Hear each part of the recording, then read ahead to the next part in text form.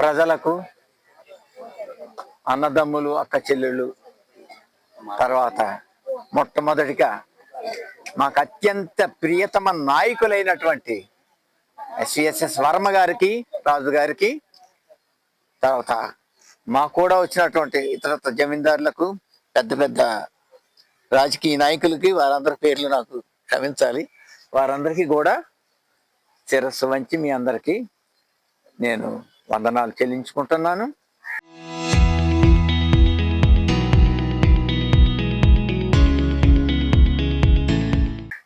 నాన్నగారు 61వ వర్ధంతి సందర్భంగా ఇక్కడ పేద ప్రజలకు వాళ్ళ ఆశయాల మేరకు నేను ఒక్కడనే direct descendant of late Maharaj పెట్టబోరు మిగిలి ఉన్నాను కాబట్టి ఈ సదవకాశాన్ని భగవంతుడు నాకు ఇంతవరకు జన్మ ఆయుష్నిచ్చాడు కాబట్టి కృతజ్ఞతలు చెప్పించుకుంటూ మీకు ఈ విషయం చెప్తున్నాను.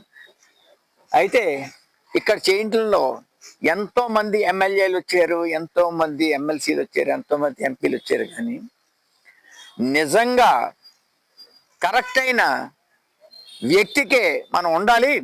ట్రస్ట్ బోర్డు కూడా వేస్ట్ ఉన్న వారిని సరిగ్గా పనులు చేయనివ్వరు అని చెప్పి రాజాగారు మీరు ఒక్కరే ఉండండి, నిజాయితీకి, నిబద్ధతకి, నీతి నియమాలకి మిమ్మల్ని నేను చూశాను కాబట్టి మీరు ఒక్కరే చేయండి, ఎటువంటి లోపాలు, ఎటువంటి అపశృతులు లేకుండా చేస్తారన్న నమ్మకంతో మీరు ఉండాలని చెప్పేసి ఒకే ఒక్క నాయకుడు ప్రజాభిప్రాయాన్ని కూడా సంతరించుకొని ఆయన నోటితోటి చెప్పింది ఎవరైనా ఉంటే సిఎస్ఎస్ వర్మ గారు ఒక్కరే.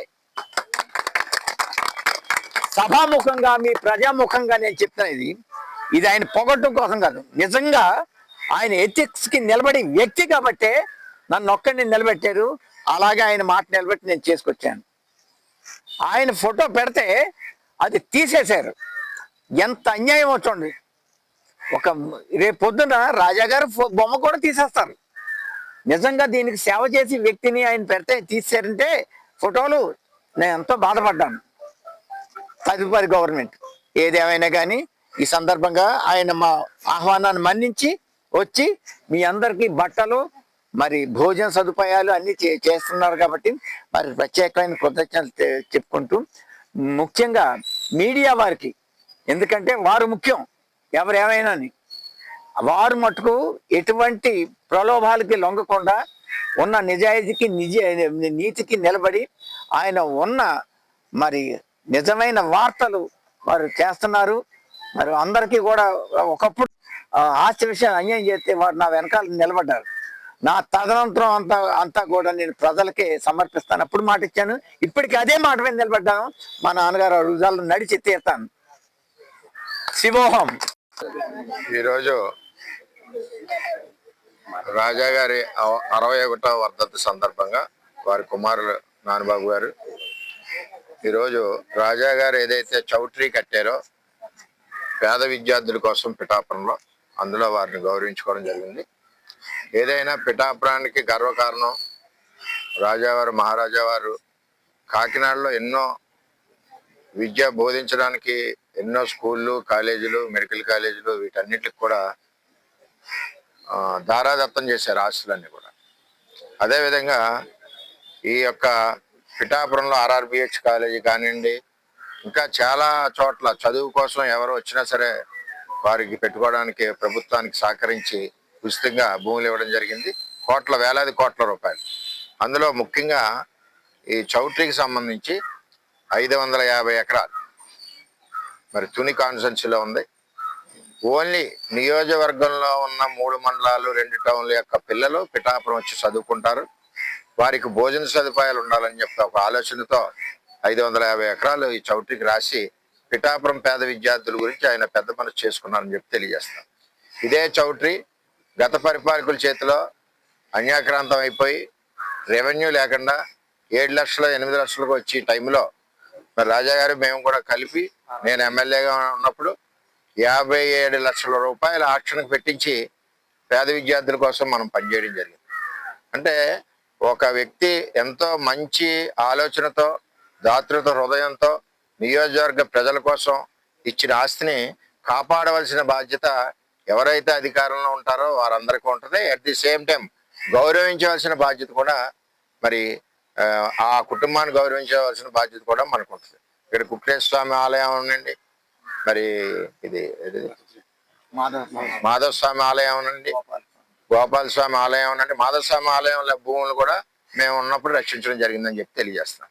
ఈ విధంగా ఏదైతే మంచి ఆలోచనతో ఇచ్చారో రాజావారు, వారి ఆలోచనలను నిలబెట్టాలంటే మనం స్థానికంగా ప్రజలకు ఎన్నుకోబడిన వాళ్ళు ఎవరున్నా సరే వాటిని కాపాడవలసిన బాధ్యత, ఆ కుటుంబాన్ని గౌరవించవలసిన బాధ్యత ఉందని తెలియజేస్తూ, మరి వారి యొక్క కుటుంబానికి ఇక్కడే కాదు యావత్ దేశవ్యాప్తంగా మంచి పేరు ఉంది. ఎక్కడ చూసినా సరే, ఇప్పుడు కాకినాడ వెళ్తే ఎక్కడికి వెళ్ళినా పిఠాపురం రాజా డిగ్రీ కాలేజీ, అలాగే రంగరాయ మెడికల్ కాలేజ్ భూ అంతా కూడా పిఠాపురం రాజా గారిది.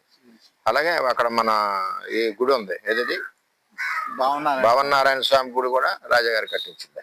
ఈ విధంగా చేసుకుని వచ్చారు.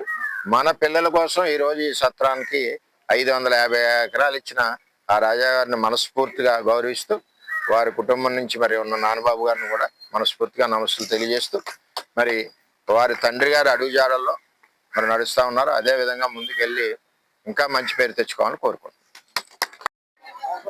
నా పేరు జి శివబాబు. పిఠాపురంలో ఉన్నటువంటి మహారాజా వారి సత్రమైనటువంటి శ్రీ సంస్థాన సత్రం కార్యనిర్వహణాధికారిగా ఇక్కడ నేను విధులు నిర్వహించుతున్నాను. ఈరోజు పిఠాపురం మహారాజా అయినటువంటి శ్రీ వెంకట మహీపతి కుమార సూర్యారావు బహదూర్ వారి 61వ వర్ధంతి కార్యక్రమం జరుగుతుంది. ఈ వర్ధంతి కార్యక్రమం నాడు పేదలకి వస్త్రదానము, అన్నదాన కార్యక్రమాలు ఇక్కడ జరగడం జరుగుతుంది. ఈరోజు ఒక 350 మందికి సరిపడగా వస్త్రదాన కార్యక్రమము మరియు అన్నదాన కార్యక్రమం చేయడం జరిగింది.